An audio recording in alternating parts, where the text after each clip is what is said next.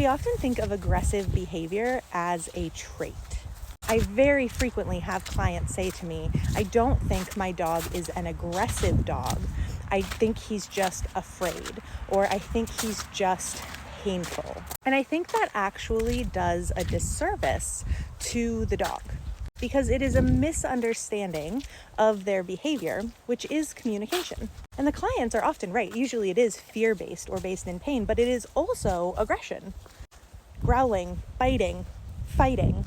It might surprise a lot of people to know that even things like hard staring with a flagging tail is aggression. And it doesn't mean that these dogs are mean or bad. I certainly have zero value judgment around aggressive behavior.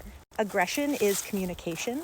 It is a way to meet a need. And like any behavior, it is contextual. Some dogs behave aggressively in more contexts than others. Some dogs have never been in a situation where they have needed to display aggressive behavior. That doesn't mean that they never will or can't. It means they have avoided situations where that felt like their only option to get their needs met, or where they felt like aggression was a plausible way to get their needs met. Like other behaviors, aggression is not good or bad. It is communication, it is information. It can be unsafe, it can make us feel bad.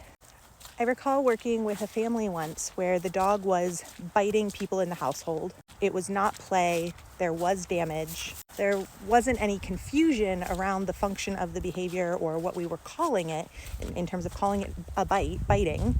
And so I didn't hesitate to describe the behavior as aggressive behavior or to refer to aggression when we were in discussion about the behavior.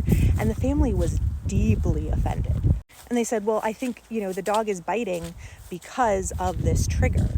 I don't think they're an aggressive dog.